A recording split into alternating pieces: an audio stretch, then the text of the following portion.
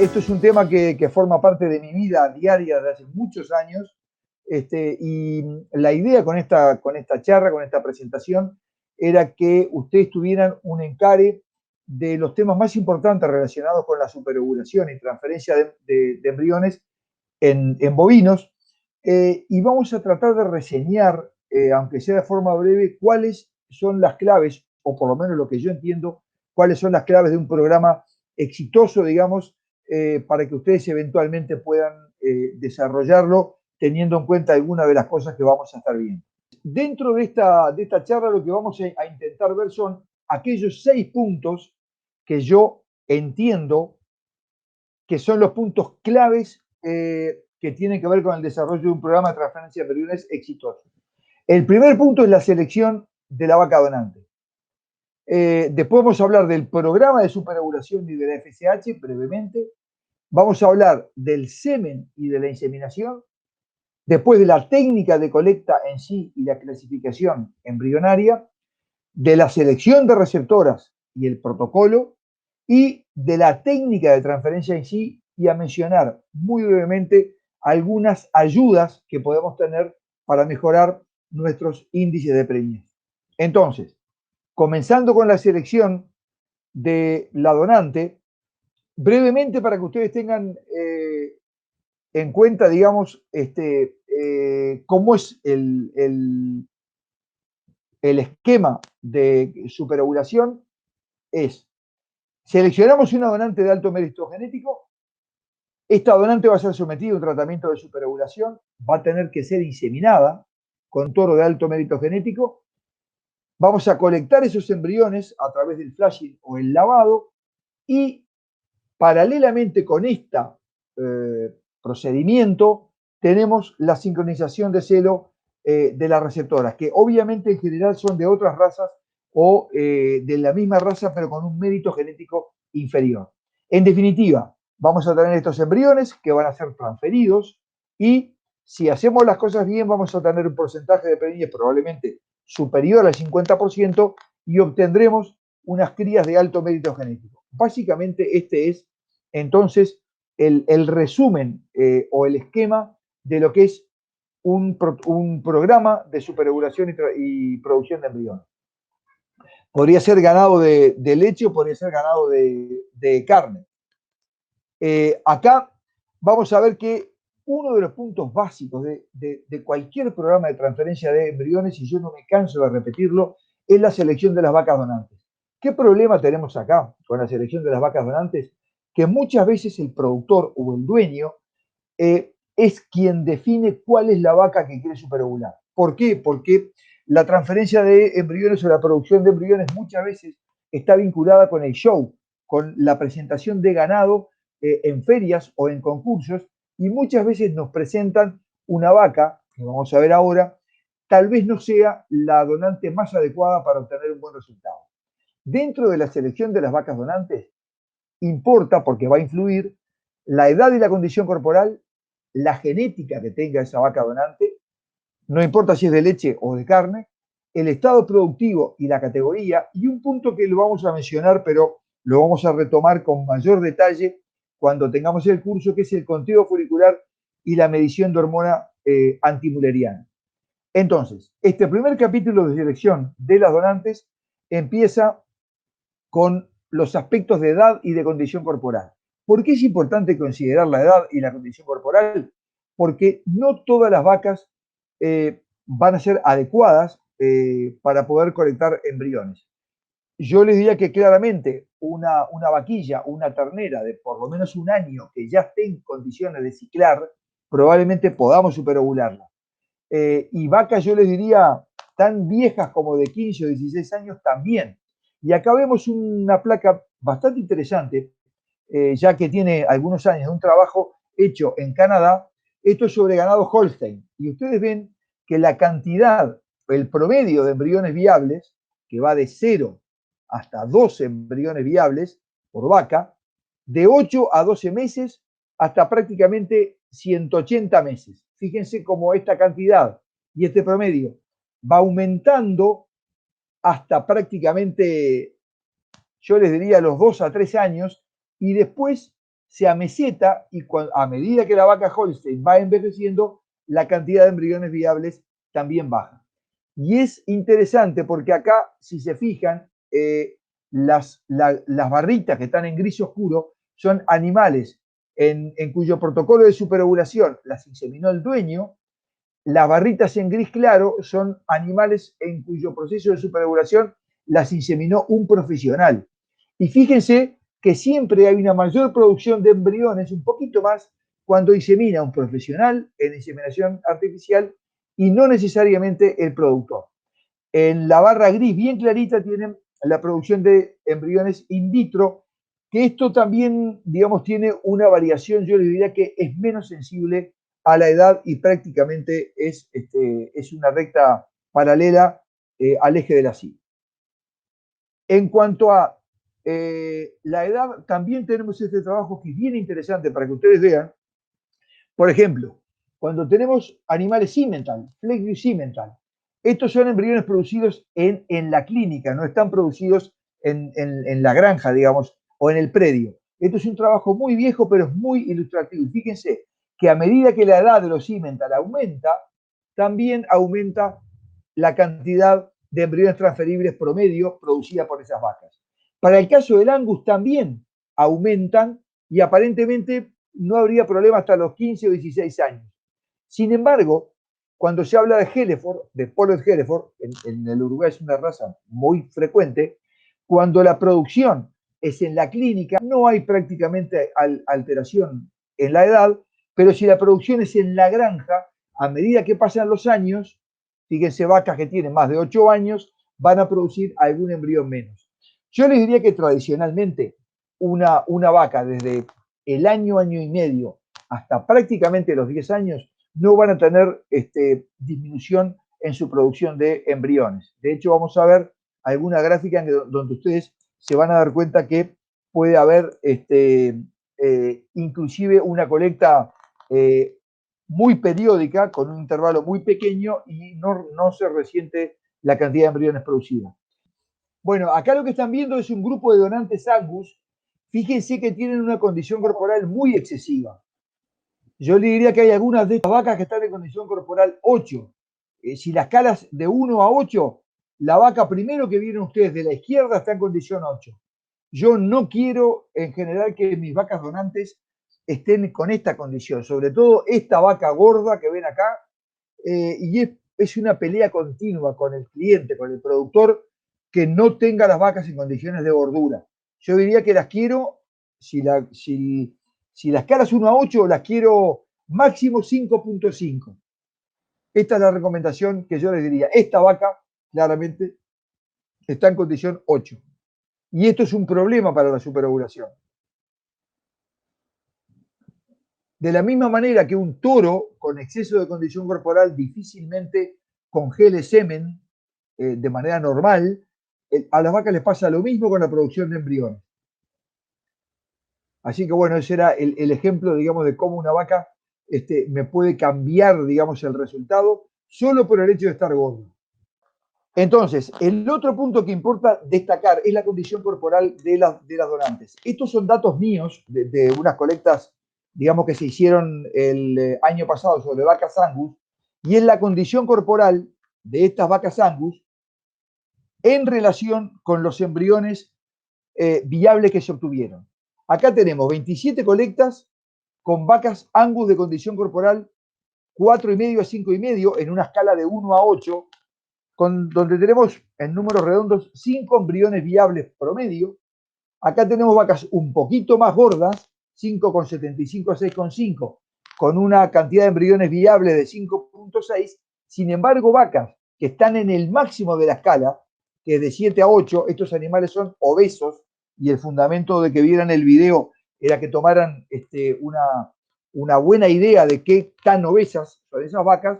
Fíjense que la media de embriones producidos me cae mucho. Entonces, una de las cosas que ustedes tienen que tener en cuenta es cuando se presenta, sobre todo un ganado de carne, una vaca obesa, es una vaca que sin duda va a ser una donante complicada.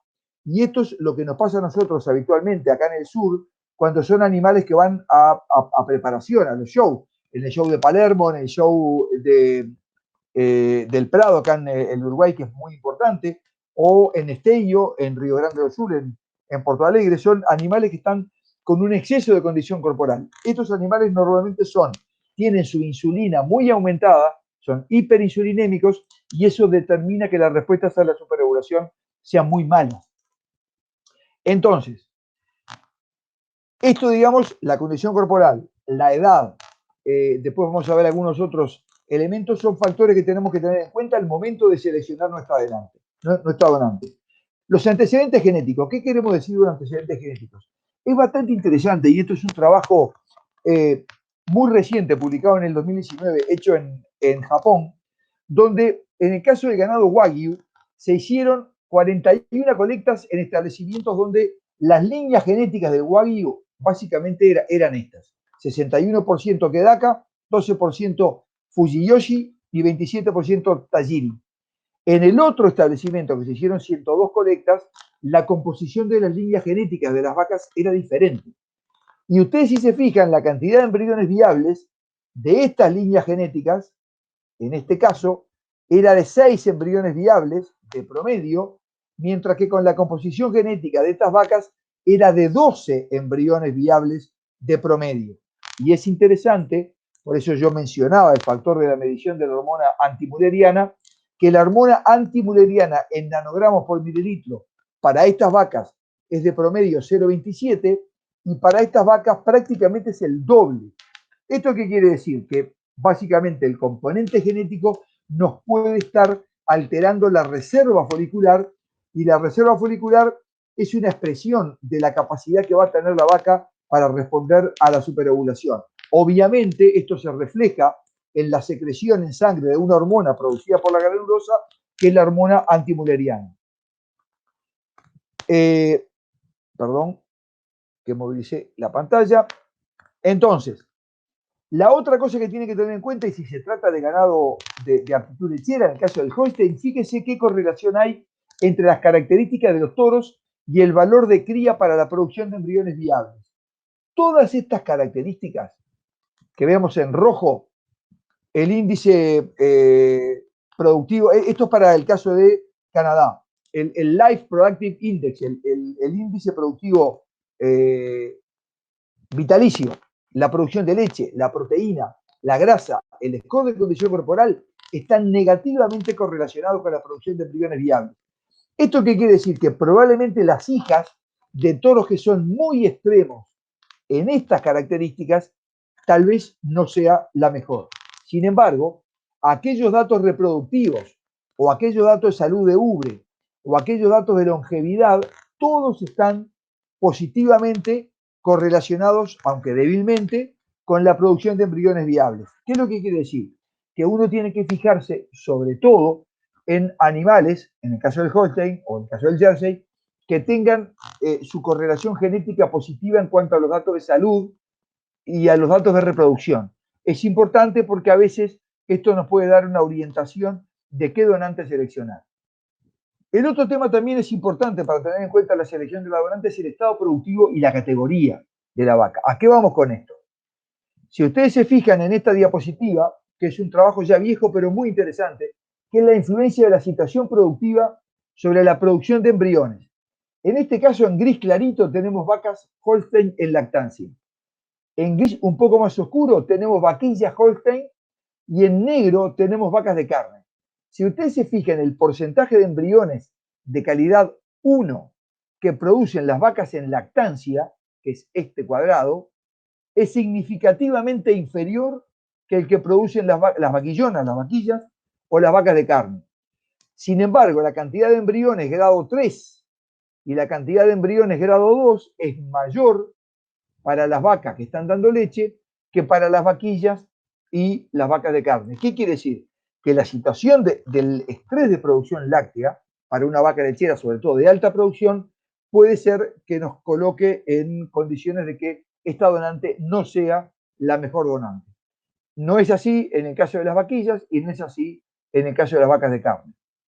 Si ustedes miran este otro trabajo que es bien interesante, este es un trabajo más nuevo, hecho en vacas superovuladas en los Estados Unidos en condiciones de la Florida, acá son vacas con un promedio de producción de más de 10.000 kilos de leche. Si se fijan, la producción de embriones de las vaquillas, o vaquillonas, como decimos en Uruguay, y de las vacas primíparas, la cantidad de embriones viables en porcentaje no tiene diferencia. La cantidad de óvulos o de ovocitos infértiles es la misma. Sin embargo, las vacas multíparas, las que ya tienen más de un parto, la cantidad de óvulos infértiles significativamente es mayor y la porcentaje de embriones viables significativamente es menor. O sea que cuando estamos frente a un productor y tenemos que definir con él cuál es nuestra vaca donante ideal, estos factores los tenemos que tener en cuenta. Otro elemento, estos son datos nuestros, acá en el Uruguay son vacas que están produciendo leche, 33 vacas, y vacas que están secas. Son todas vacas Holstein. Fíjense que la cantidad de embriones globales es más baja para las vacas que están dando leche y a su vez los embriones transferibles también. Si ustedes se fijan, prácticamente tenemos 2 embriones más transferibles en las vacas secas que en las vacas dando leche. Yo les quiero hacer una puntualización acá. Yo les diría que sobre todo este dato está vinculado con el estrés de la producción lechera y con el manejo. ¿Por qué? Porque la vaca que está dando leche en las condiciones del Uruguay, que son condiciones más bien pastoriles, es una vaca que tiene que caminar para ir a ordeñarse y tiene que volver a su parcela a alimentarse. Por lo tanto, el hecho de caminar, de transitar por un camino complicado, un invierno que pueda haber barro, todas esas condiciones de manejo hacen que la vaca que esté dando leche esté sometida a una condición de estrés diferente a la de una vaca que está seca. En cuanto al programa de superovulación, vamos a ir muy rápidamente y a la selección del FSH. Básicamente ustedes tienen, nosotros trabajamos mucho con Foltropin, acá ven ovarios superovulados de vacas que hemos colectado nosotros, se ven claramente los cuerpos lúteos. Esta es una vaca con una muy buena respuesta, probablemente más de 8 o 10 embriones por cada ovario, pero tienen otras hormonas disponibles. Pueden utilizar Prusiet, pueden utilizar el Timufol, obviamente Foltropin. ¿Por qué señalamos los tipos de hormona? Son todas derivadas de la pituitaria porcina. Y son todas hormonas, por lo menos en el curso vamos a hablar un poco más de las hormonas recombinantes y de alguna otra posibilidad que hay en el mundo. Pero acá, si ustedes ven la respuesta superovulatoria de vacas Bostaurus cuando se superovulan con una FSH que tiene cantidades variables de LH, una FSH de origen porcino, como son las que yo mostré, siempre tienen un grado de contaminación con LH. Fíjese la cantidad de embriones transferibles cuando hay un 100% de LH o cuando hay un 16% de LH, que es el caso de Foltropin. La cantidad de embriones transferibles es óptima cuando yo tengo una cantidad de LH que no excede el 16%. Es importante porque también la FSH pura, que es el caso de la FSH recombinante, tiene una cantidad de embriones transferibles menor. Por lo tanto, la LH juega un papel importante y es interesante que tenga. De hecho, hay algunos tratamientos de superovulación que después lo vamos a conversar más en detalle en el curso, donde se incorpora LH de otra manera. Entonces, es importante elegir una hormona de superovulación adecuada. El esquema básico para superovular, yo les diría que arranca en el día 0. Antes de este día 0, nosotros podemos hacer varias cosas. Manipulamos la onda folicular o tenemos el día en que la vaca hace celo. A partir de ese día que la vaca hace celo, que es nuestro día 0, contamos 8 o 10 días más en adelante. O si no, vamos a hacer una manipulación de la onda folicular que la vamos a explicar en la gráfica siguiente. Entonces, las inyecciones de Foltropin van a partir del día 0 hasta el día 3, o sea que son 1, 2, 3 y 4 días de superovulación, mañana y tarde, separados más o menos 12 horas. En el tercer día del inicio de la superovulación se da prostaglandina 2 veces. Esto puede ser variable, después lo vamos a discutir con más profundidad en el curso. Tenemos la aparición de celo o el control de celo en el día 4, la inseminación, en general 2 inseminaciones, y la colecta de embriones en el día 10 de este esquema, en realidad más o menos unos 15 días de haber comenzado la manipulación de la onda folicular o 7 días después del inicio del celo. Este es el esquema básico si lo queremos relacionar con cómo es el crecimiento folicular. que este es el protocolo que usamos habitualmente en Uruguay, colocando un dispositivo de progesterona al día 0, más progesterona inyectable más benzoato de estradiol, sincronizamos el inicio de una onda folicular nueva, porque llevamos a la atresia del folículo dominante, y a partir del día 4 comenzamos la superovulación, como vimos acá. Son 4 días de superovulación, mañana y tarde, se da la prostaglandina el día 7, y el día 8 logramos la evolución sincrónica de todos los folículos y la inseminación a posteriori de estos mismos. 7 días más tarde, o sea, 15 días después de este día 0, vamos a estar haciendo la colecta. Básicamente este esquema es, si nosotros iniciamos el día 0 tomando en cuenta el celo del animal, arrancamos la superovulación a partir del día 10 y colectamos en el día 21 o 22 de este día 0. Si colocamos un dispositivo intravaginal para manipular la onda de desarrollo folicular, vamos a colectar 15 días después de este día 0, arrancando la superovulación a partir del día 4. Este es el esquema básico con el que nos manejamos, y acá les muestro una planilla que la vamos a ver más en detalle, digamos, en el curso. Por ejemplo, el martes 14 de julio comenzamos un tratamiento de superovulación, iniciamos la superovulación el sábado 18, a partir de todos estos días,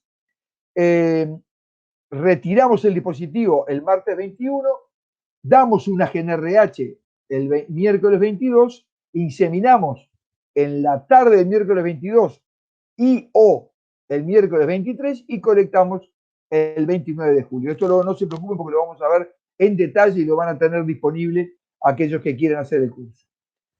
Después vemos también un factor que yo le diría que es clave en el desarrollo de esto, y yo no me cansaría de repetirlo, y es un tema, nosotros acá en Uruguay decimos cuando nos pegamos un porrazo, es que nos pegamos un golpe muy fuerte porque nos tropezamos.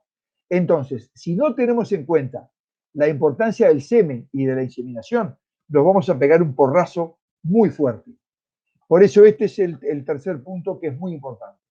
Estos son datos reales de análisis de semen importado al Uruguay, que los analiza un organismo oficial que depende del Ministerio de Ganadería, Agricultura y Pesca, con 2 colegas que son reconocidos por todo el Uruguay, y son datos de más de 500 dosis de semen, en donde fíjense que el semen que se determina como apto, más o menos tiene 11 a 12 millones de espermatozoides viables por dosis, con un 12% de anomalías totales. Sin embargo, prácticamente un 10% de estas dosis no son aptas, importadas. Estamos hablando de semen importado de Estados Unidos, de Europa, de Australia, de Nueva Zelanda, y este semen tiene 6.4 millones de espermatozoides viables y casi 22% de anomalías totales. Esto es un dato que nos tiene que hacer tomar cuidado y abrir el ojo, porque el semen puede ser un problema, y siempre que podamos tener datos de la fertilidad del semen y un dato de espermiograma de análisis del semen, es importantísimo poder tener. Este trabajo, que yo le diría que es tan nuevo que está todavía en prensa, no ha salido publicado, este trabajo es una muy buena recopilación sobre la influencia del toro sobre los embriones que se producen por superovulación en vaquillonas. En este caso son vaquillonas cruza. Fíjense que el porcentaje, acá lo que se hizo fue dividir el semen en aquellos toros que tenían alta fertilidad y aquellos toros que tenían baja fertilidad, determinados, digamos, para los Estados Unidos por el Sire Concession Rate. Y acá, si se fijan, el porcentaje de fertilización en los toros de alta fertilidad y de baja fertilidad es el mismo. No hay diferencia. Sin embargo, a medida que el desarrollo embrionario está teniendo lugar, fíjense que la cantidad de células que tienen los blastocitos hijos del semen de alta fertilidad tienen más células que los blastocitos hijos del semen de baja fertilidad. A su vez, la cantidad de células por embrión en el día 7 es más alta, más de 91 células, comparado con los toros de baja fertilidad, 78 células en promedio. Y fíjense qué cantidad de espermas accesorios. El esperma accesorio es la cantidad de esperma que se une a la membrana pelúcida y que uno lo puede ver en un microscopio de alta definición. Y tiene directa relación con la capacidad fertilizante del semen. Cuanto más cantidad de espermas accesorios, más fertilidad tiene el semen.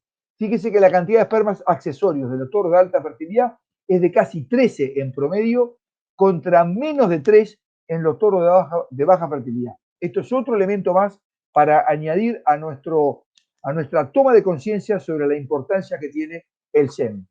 Y esto, si ustedes se fijan, que es bastante interesante, que es un trabajo ya que tiene algún tiempo, es la producción de embriones en vaquillas Holstein que se superovularon y se inseminaron con semen sexado de 20 millones de espermatozoides, semen sexado de 10 millones de espermatozoides totales o semen convencional de 10 millones. Fíjense que en el caso del semen sexado, esto vamos a entrar más en detalle en el curso, pero a vuelo de pájaro. Fíjense que la cantidad de embriones viables por colecta del semen sexado, tanto sea de 20 millones como de 10 millones, es de menos de 3 embriones viables. Sin embargo, el semen convencional es de 6.3. Acá también es un elemento importante porque si escogemos utilizar semen sexado para inseminar animales superovulados, vamos a tener que tomar algunas precauciones. El otro, este es un caso de campo, esto me sucedió a mí. Fíjense qué importante es. Estas son dos vacas donantes que se inseminaron con un toro en su momento muy importante, Holstein, que se llamaba Louis. El porcentaje de fertilización fue o del 0% o del 11%. Sin embargo, la tercer donante que se inseminó con otro toro, el porcentaje de fertilización fue del 100%. Es interesante que este toro Louis tenía 48% de anomalías no compensables. Aunque yo hubiera inseminado con 20 dosis de semen, estas vacas donantes no hubiera logrado sacar embriones viables. Este era un toro importado de los Estados Unidos. Así que es interesante, otra vez, para reafirmar el concepto. Esto es simplemente para que vean la variación de fertilización. Este es un programa de superovulación muy grande que hicimos. Este toro tenía 63% de fertilización contra este toro que tenía 90% de fertilización. Después, digamos, pasando rápidamente, estos son datos para que ustedes vean que en esta enorme cantidad de colectas, 357 colectas, con esta cantidad de toros, todos estos son toros distintos, cada uno tenía 11, 12, 20, en fin, 40 colectas. Sin embargo, hay toros que básicamente producen una cantidad grande de colectas sin fertilización. Y este trabajo que se hizo en Alemania lo replicamos nosotros acá en Uruguay y nos dio exactamente lo mismo. Utilizamos todos estos toros con 11 colectas, con 20 colectas, con 28 colectas. Sin embargo, hay una proporción de los toros que me van a dar un 30% de fertilización, un 60% de fertilización y una cantidad de colectas con básicamente embriones sin fertilizar. El cuarto punto que es importante tener en cuenta es la técnica de colecta y la clasificación de los embriones. No todos los técnicos colectamos igual y esto es importante que ustedes lo tengan en cuenta. Simplemente a vuelo de pájaro.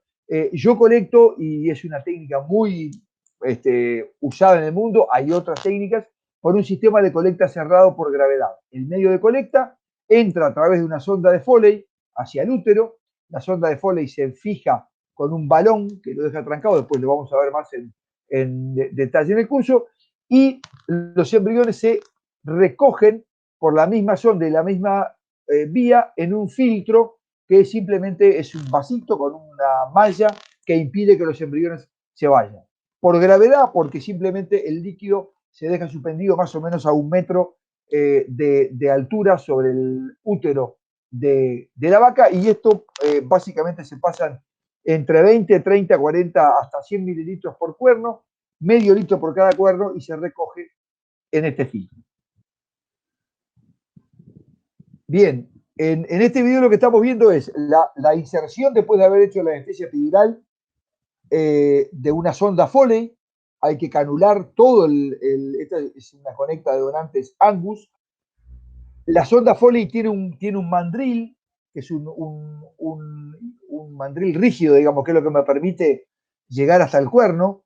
Después de que canulé todo el cuerno, yo libero una parte de la sonda y voy a inflar un globito que tiene la sonda en la punta, eso se lo vamos a mostrar, con aire, con lo cual estoy dejando trancado esa sonda adentro del cuerno del útero. Después lo que voy a hacer es, una vez que lo tengo fijo, retiro el mandril, estoy sacando el mandril, Y una vez que retiré el mandril, lo que voy a hacer es conectar la vía, que me la van a alcanzar ahí, y esa vía lo que voy a hacer es conectarla a la salida de la sonda, que está acá, y si ustedes se fijan, ahora lo va a quedar un poco más claro, acá tenemos el medio de colecta, que utilizamos Ringer lactato, eso vamos a ver en detalle. No hay necesidad de utilizar PBS. El medio de colecta entra por esta vía, vamos a ponerle sin volumen, Cristian, si querés, si podés. El medio de colecta entra por esta vía y va a salir por esta otra. Yo voy a abrir, ahí llené el cuadro del útero y estoy abriendo. El líquido sale y lo recojo en un filtro y ahora ustedes lo van a estar viendo. Después de que quedó lleno el útero, corto. Después abro esta otra entrada, que es la llave verde, para que el líquido caiga por la vía, por el cañito, y se recoge acá en el filtro. Este filtro tiene una pequeña malla en el fondo que impide que los embriones se caigan. Acá lo que ven ustedes es, después de que tengo el filtro conmigo, lo que hago es enjuagarlo con PBS, en este caso cambié el Ringer lactato, lo que voy a hacer es despegar cualquier moco que pudiera quedarme en el fondo con una pipeta descartable estéril, haciendo varios movimientos de sifón, ¿sí? Y después de que lo enjuagué abundantemente, este filtro, el contenido del filtro, lo voy a volcar en una placa de Petri. ¿Tá? Era para que vieran lo importante que es despegar cualquier moco que tenga el filtro para no dejar embriones. Esto se hace 2 veces con cada filtro y yo tengo, por cada donante, voy a tener 2 placas de Petri. El primer enjuague y el segundo enjuague, de manera tal de asegurarme que no queden embriones en el filtro. Lo que importa de la técnica de colecta de embriones es este dato que es muy interesante. Esto está publicado por la Asociación Americana de Especialistas en Transferencia de Embriones en el 2009. Es un trabajo que recopiló un colega que yo conozco, que es Brad Stroud.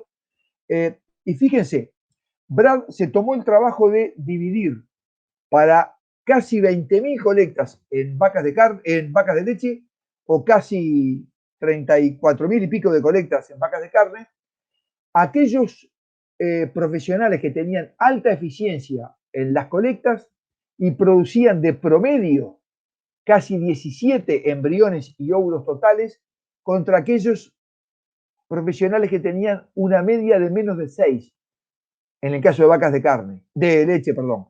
En el caso de vacas de carne es lo mismo. Hay colegas con alta eficiencia que logran colectar casi 17 embriones totales de vacas de carne y colegas que colectan menos de 10 embriones. Hay una diferencia importante con respecto, digamos, a uno y otro. Lo que está queriendo decir este gráfico, que evidentemente hay que entrenarse y no todos los colegas tienen la misma capacidad y la misma destreza para hacer una colecta. Entonces, uno de los factores que incide sobre el resultado final y el éxito de un programa de transferencia de embriones es la destreza que el veterinario tenga en colectar la vaca. Esto es importante recordarlo. Y fíjense que este otro trabajo también del 2016 en Canadá, esto es el promedio de embriones viables de 4 hasta 16, y este es el promedio de óvulos y embriones totales de 6 a 16. Y fíjense, cada uno de estos puntos representa un equipo de trabajo diferente en Canadá. Hay equipos que colectan y producen de sus vacas menos de 6 embriones totales y menos de 6 embriones viables. Sin embargo, hay equipos que colectan, yo les diría, más de 10 embriones totales y más de 10 embriones viables. ¿Esto qué quiere decir? De que todo el trabajo en relación con la superovulación y con la colecta de una vaca tiene mucha influencia, y la preparación del equipo de trabajo y la capacitación es clave en el éxito del trabajo final. Entonces, si ustedes se fijan, lo que hoy lo comentamos como muy rápidamente y al pasar qué tan frecuente se puede superovular una vaca donante. Este trabajo es muy interesante, está recopilado por Hasler y presentado en el 2010. Estos son vacas donantes, Angus colorada, Red Angus, superovuladas repetidamente a intervalos de 40 días por 16 meses. Eran 24 donantes que se trataron en realidad durante 18 meses. El promedio de superovulaciones por donante fue 14, casi 14, entre 11 y 16. El intervalo promedio entre superovulación y superovulación en días fue de prácticamente 40. Y fíjense el promedio de embriones viables por colecta, 5.5. Esta placa, lo que me importa a mí, es que ustedes no tienen que tenerle miedo a superovular una vaca a los 40 días de haber hecho, digamos, su anterior superovulación. No van a tener inconveniente si ustedes tienen una buena técnica de trabajo, asepsia en las condiciones de trabajo y una superovulación donde vayan ajustando la dosis de hormona de superovulación de acuerdo con la respuesta de la vaca donante. El otro factor importante también es la clasificación de los embriones y los criterios. Acá, digamos, yo les quería mostrar qué es lo que hacemos nosotros después de que colectamos y recibimos el filtro con los embriones, pero no voy a poder compartir el video, no sé por qué. Esperemos solucionarlo, pero bueno, una vez que tenemos los embriones en la placa de Petri, ya sea en una instalación muy precaria como esta, fíjense que es una casilla muy simple de ladrillos, o un laboratorio con todas las de la ley, como es este, con 2 lupas y instalaciones de primera categoría. Lo que importa es que ustedes tengan condiciones de trabajo asépticas y no van a tener problema con eso. Una vez que tienen los embriones en la lupa, obviamente tienen que tener una técnica para buscarlos en la placa de Petri y irlos pescando con una pipeta automática y un puntero estéril. A medida que los van pescando, los van a ir transfiriendo a una placa de Petri más pequeña y los clasifican. Yo digamos, soy socio de la Sociedad Internacional de Transferencia de Embriones y utilizo este sistema de clasificación que yo les diré que es el más difundido hasta ahora. Según el estadio de desarrollo, los embriones se clasifican en mórulas hasta blastocitos eclosionados. Y el código es desde 4 hasta 8, 4, 5, 6, 7 y 8 para cada estadio. También nos clasificamos por calidad. Según la calidad, tenemos los embriones de grado 1, excelentes o buenos, los de grado 2, que son regulares, los de grado 3, que son malos, y los degenerados, que son embriones que no tienen viabilidad. El último grupo son los óvulos sin fertilizar o los ovocitos sin fertilizar. Es importante recordar que estos embriones grado 1 me tienen que dar por lo menos el 50% de preñez. Me quedó feo el número, pero salió 50. Los embriones de grado 2 o regulares me tienen que dar por lo menos el 40% de preñez. Los embriones de grado 3 o malos probablemente no logren pasar el 25 a 30% de preñez. Y obviamente, si yo no estoy capacitado para clasificar los embriones y transfiero un embrión degenerado o un óvulo, la tasa de preñez es 0 y la tasa de preñez es 0. Entonces, es importante que se clasifiquen y a su vez que se encuentren. ¿Por qué es importante? Porque se les pueden perder embriones en la placa de Petri y eso es una pérdida de resultado, una pérdida de dinero y una pérdida de prestigio. Acá muy rápidamente para que vean, de acuerdo con la Sociedad Internacional de Transferencia de Embriones, un blastocisto temprano, un estado 5 de calidad 1. Un embrión perfecto con su perfecta membrana pelúcida, el espacio periviterino que no tiene nada raro, el macizo celular interno que está perfecto, el blastocele primitivo, en fin. Y acá ven cómo sería, digamos, esquemáticamente un embrión de una célula hasta un blastocisto eclosionado. Tengan en cuenta, estos son embriones reales de una colecta, de 2 colectas reales, esto es un blastocisto expandido, esto sería clasificación 8, y en calidad es 1. Esto es un blastocisto expandido que se ha contraído. Esto requiere cierta capacidad para poder clasificarlo. Y esto es un embrión que habría que mirarlo mejor, pero probablemente sea un embrión de calidad 3. Acá tenemos blastocistos iniciales, miren el blastocele primitivo y el macizo celular interno, vemos mólulas compactas de calidad 1, y hay una cosa importante, porque yo recalco que es importante capacitarse. Les puede pasar que en una placa de Petri ustedes tengan estos embriones que son fácilmente visibles, pero tengan estos otros embriones que se ven acá, que están pegados en un moco, en una parte de células endometriales que están adheridas. Si no se entrenan y si no son expertos en esto, estos embriones se les van a perder. Y ustedes habrían perdido en esta colecta 1, 2, 3, 4 embriones, con lo cual es como les decía, una pérdida de dinero y de clientes probablemente. ¿Por qué insisto? Fíjense cómo puede cambiar los evaluadores y la coincidencia en cuanto a la calidad de los embriones. Estos son embriones producidos in vitro, esto es un trabajo que ya tiene bastantes años, pero es interesante que ustedes se fijen que no hay una cuestión unánime en la clasificación de los embriones. Solamente aquellos embriones muertos, claramente hay un 100% de acuerdo entre evaluadores. Sin embargo, evaluar embriones de calidad 1 o evaluar embriones de calidad 2 o 3, estos son excelentes o buenos, estos son regulares y malos, hay 80% de acuerdo, o sea que hay un 20% de esa clasificación que es opinable. Siempre la clasificación de los embriones es un elemento subjetivo.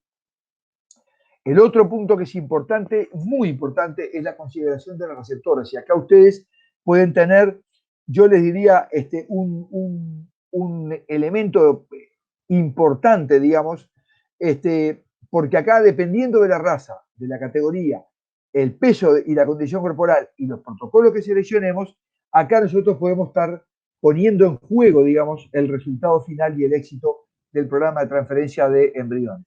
Fíjense, cuando este es un trabajo ya que tiene algunos años, pero si elegimos vaquillonas de leche, que son las que tienen máximo índice de preñez, tanto para embriones frescos como para congelados, estamos hablando de 70% o de 60%, elegimos vacas de carne, elegimos vaquillas de carne o vacas de leche dando leche, la tasa de preñez baja.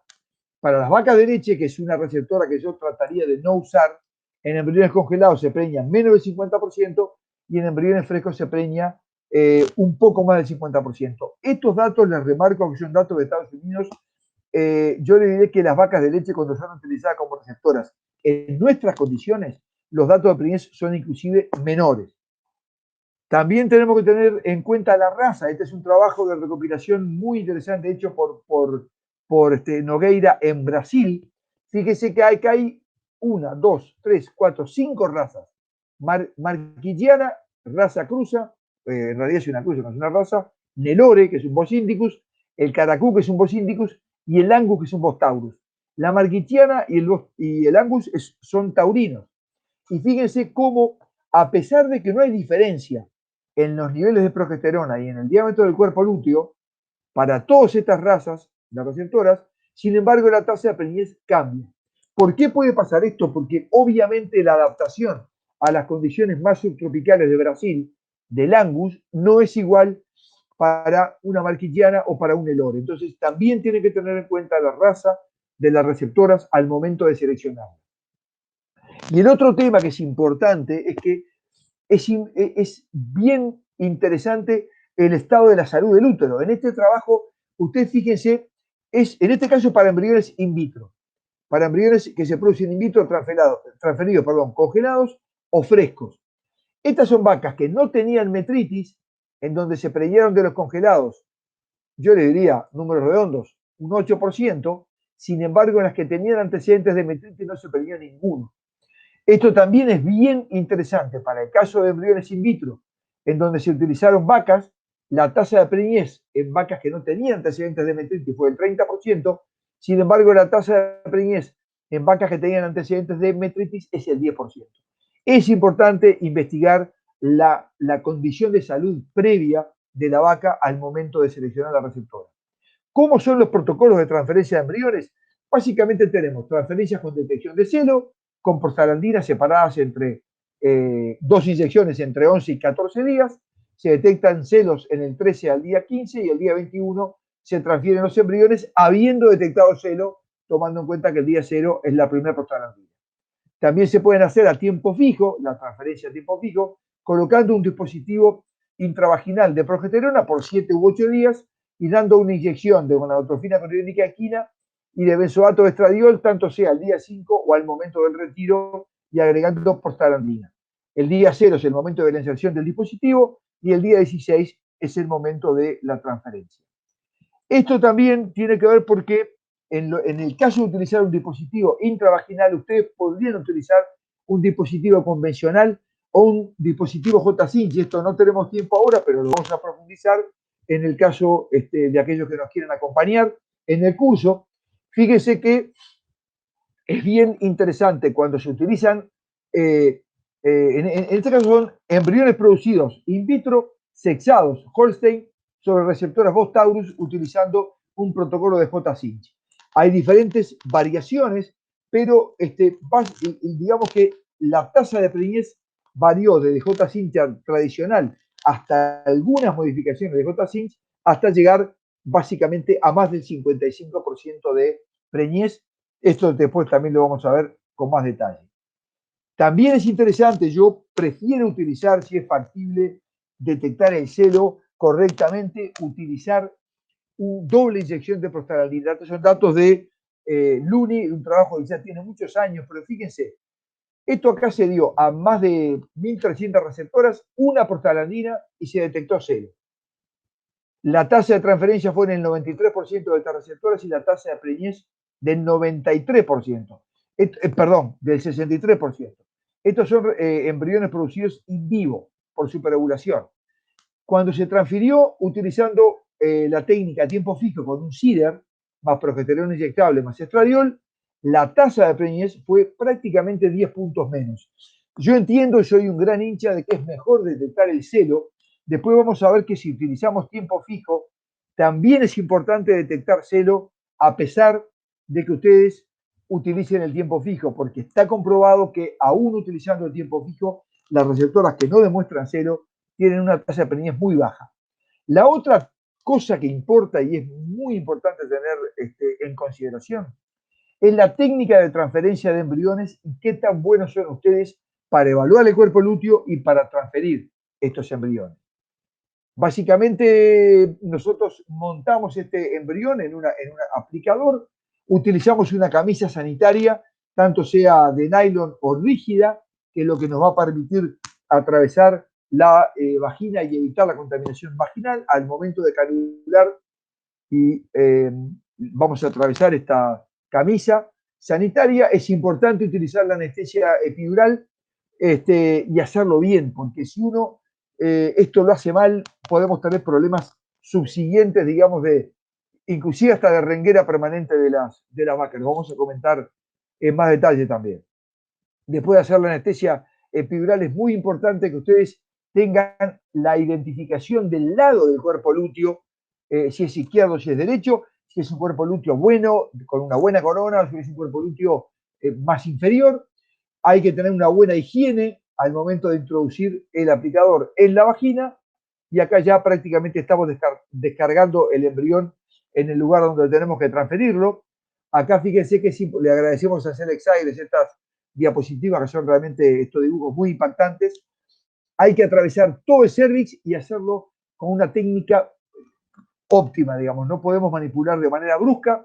Después de que atravesamos el cervix, tenemos que desarrollar una manipulación adecuada para estirar el cuerno del útero que tiene el cuerpo lúteo, ipsilateral del cuerpo lúteo, y llegar a localizar el embrión lo más profundamente que podamos adentro del cuerno uterino que posee el cuerpo lúteo. Acá, si ustedes ven, es interesante porque este es el ranking de percepción de cuál es el impacto relativo de diferentes parámetros sobre la fertilidad cuando se hizo una encuesta sobre especialistas en transferencia de embriones. Fíjense que si yo, digamos, le doy una alta importancia a las características o una baja importancia a las características, yo le diré que el diámetro del cuerpo lúteo y el estadio de desarrollo del embrión no son características, digamos, de alta importancia, por lo menos para los encuestados. Los encuestados le atribuyeron una importancia clave en la fertilidad si los embriones eran frescos o congelados. ¿Cuán profundo podían localizar el embrión? Bastante importante. Pero fíjense que lo más importante era quién transfería el embrión y qué calidad tenía ese embrión. Si era un embrión de calidad 1, de calidad 2 o de calidad 3.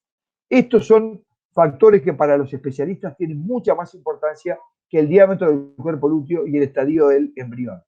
Esto es interesante porque es una encuesta que se relevó sobre un número grande de técnicos que hacen transferencia de embrión.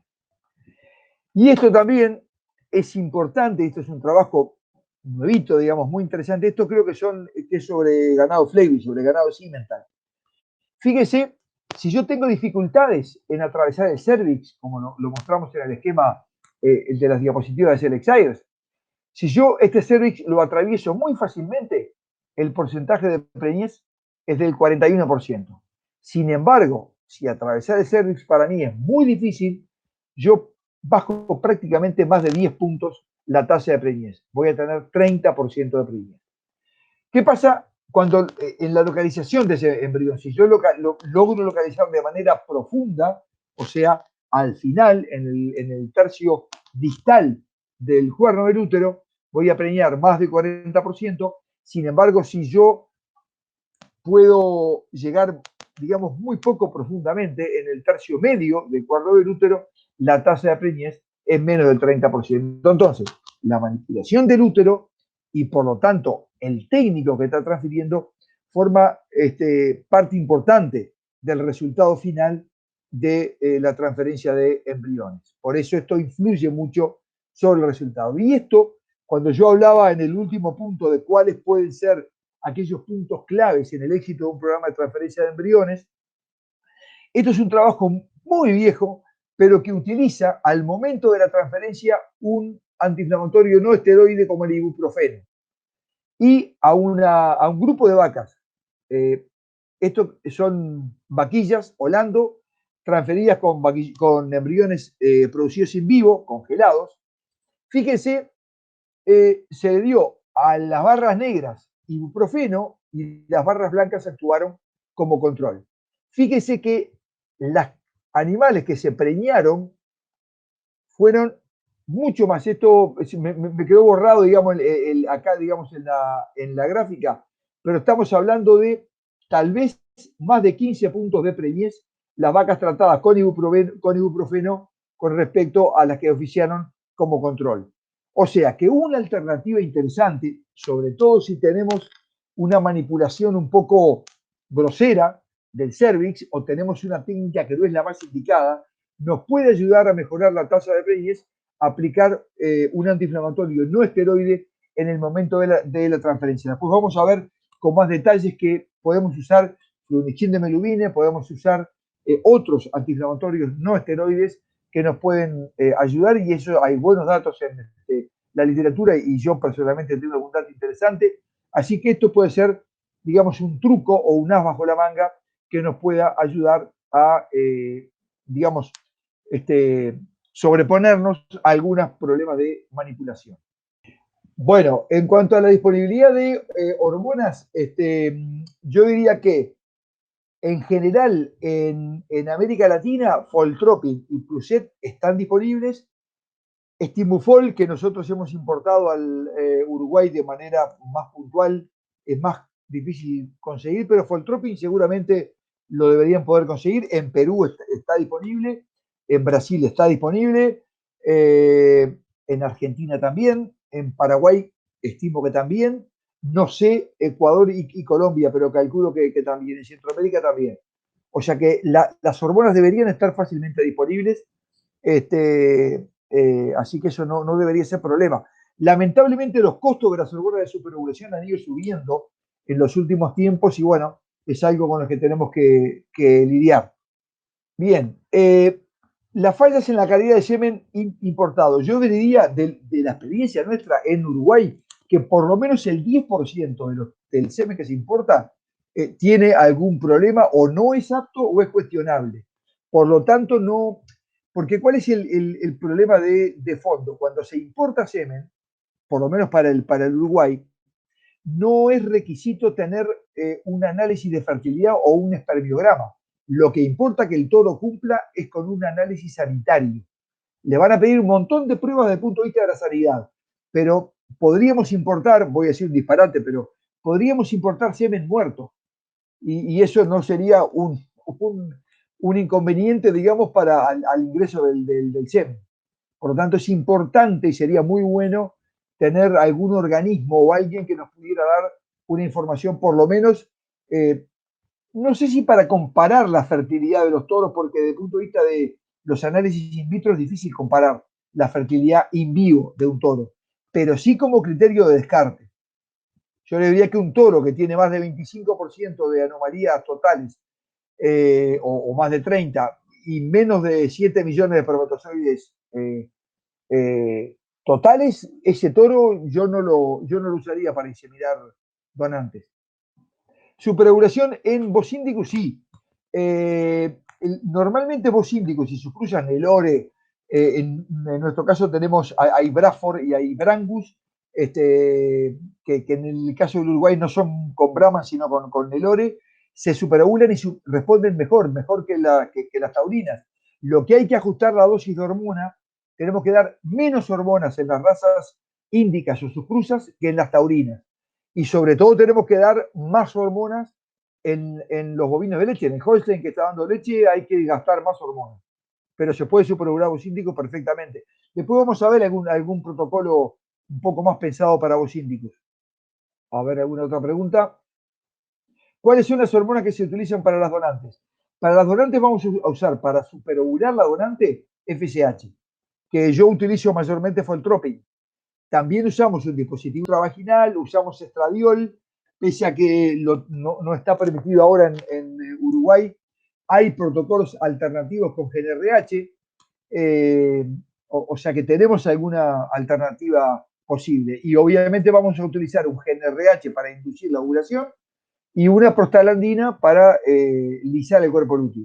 Pero hay una serie de hormonas, digamos, que se utilizan para la vaca donante que no las enumeramos porque hablamos de protocolos en su conjunto. Bueno, justo ahora Fernando Molina nos pregunta, con el tema que está vedado el uso del estradiol, podemos sustituirlo por GnRH perfectamente y vamos a hablar un poco de cómo lo sustituiríamos en el caso que utilicemos un dispositivo intravaginal. Yo diría que en receptoras, si tenemos condiciones de controlar el celo y tenemos, por ejemplo, parches para detección de celo, no habría necesidad de utilizar un dispositivo intravaginal. Y un protocolo mucho más económico es la utilización de prostaglandina, simplemente, y mucho más simple. Bueno, hay que tomar los recaudos para detectar celo correctamente. El caso del uso del ibuprofeno, vamos a verlo más en detalle en el curso, sobre todo el uso del flunixin de meglumina, tenemos datos, el uso del meloxicam, tenemos datos, y algún otro. Sobre todo lo que hacen es, o estaría vinculado con la disminución de síntesis de prostaglandina. Normalmente cuando uno manipula el tracto reproductivo de una vaca durante la transferencia de embriones, sobre todo si está aprendiendo o si es un técnico con menos experiencia, probablemente provoque mayor liberación de prostaglandina, y esto es lo que estaría colaborando, digamos, para mejorar esos índices de preñez.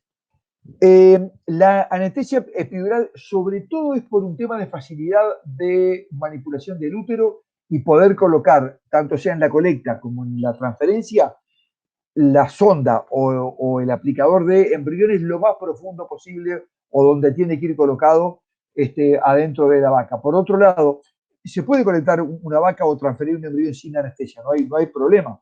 Pero ¿qué pasa? La vaca probablemente, sobre todo en la colecta, que nos lleva algunos minutos, capaz que 15 minutos, la vaca está haciendo fuerza continuamente con el recto y eso puede traer bosta, digamos, arriba del filtro y, en fin. Por eso la anestesia sobre todo es para que la vaca esté tranquila y nos permita manipular, esté tranquila en el sentido de que no haga fuerza con el recto. Yo no tengo experiencia en el uso del meloxicam, Fernando, el día de la transferencia, pero hay bastantes trabajos, hay 2 o 3 trabajos que lo usan y se aplica en el momento de la transferencia. Se podría aplicar un poco antes. ¿Cuál es el tema? En que vos, no es un medicamento barato, sobre todo si usan Metacam, entonces yo tendría que revisar la receptora primero, chequearla, a ver si está apta, y ya que la chequeo, ya le doy meloxicam y ya transfiero, entonces lo hago en el mismo momento. La aplicación es, en el caso de meloxicam, es subcutáneo. En el caso de flunixin de meglumine sería ideal endovenoso, pero está habilitada la vía intramuscular también. Máximo de embriones que pueda producir una vaca donante no hay, porque de hecho, yo recuerdo un congreso internacional de la Sociedad Internacional de Transferencia de Embriones en Francia, donde había un póster producido por una empresa francesa, donde habían colectado de una vaca donante 99 embriones viables y ponían récord mundial con signo de interrogación. En mi experiencia personal, algunas donantes me han dado más de 35 o 40, una vaca 35 embriones viables, 42 embriones viables, pero no es de la misma manera que no es frecuente tener esa cantidad de embriones impresionante, tampoco es muy frecuente que las vacas no den embriones viables. Yo diría que, Luis, Enrique, 80 embriones por la técnica de producción in vivo, por superovulación, no es un número habitual. Yo te diría que es una vez en 150 donantes, por decirte un número. Realmente no es frecuente. Luis, yo trabajo bastante con Wagyu, por suerte. Es una raza bien interesante. Yo normalmente colecto en el Uruguay, tal vez no sea mucho, pero colecto unas 60 o 70 donantes Wagyu todos los años. Justo ahora, el mes que viene, tengo que colectar. Y es una raza que en mi caso responde bien, muy bien. El problema con Wagyu es que en el mundo tenemos una cuestión con la consanguinidad, que eso en algunos lugares puede afectar bastante. No se olviden que en Japón, si yo no me equivoco, hay unos 600.000 animales Wagyu, y realmente es uno de los temas que ellos tienen como problema, el de la consanguinidad. Pero es una raza que funciona bien.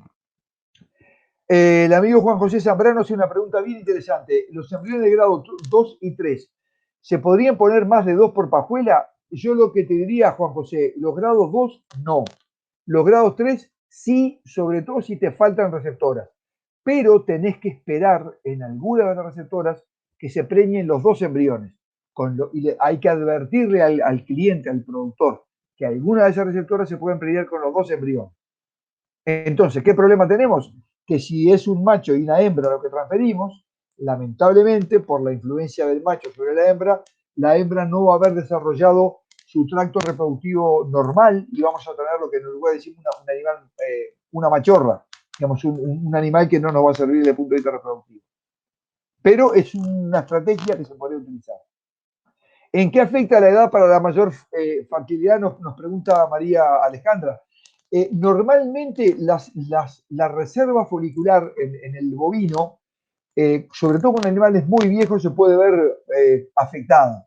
Entonces ahí es donde yo mostraba aquella gráfica sobre Holstein, en donde tal vez después de los 13, 14 años la tasa de producción de embriones puede bajar un poco. Las recomendaciones para manipular el útero en la transferencia. Eso hay que primero pasar el cervix muy rápidamente y hacerlo de manera limpia, digamos, sin lesionar. Y después hay que manipular el útero con mucho cuidado. Después hay que hacerlo como por parte, digamos. Hay que ir estirando el cuello del útero antes de empujar el inyector. Eso me gustaría tener, tal vez podemos hacer un video con un tracto reproductivo para que ustedes vean cómo se hace para poder manipularlo. Un gustazo, como siempre, haber estado en comunicación con los amigos de América Latina en general.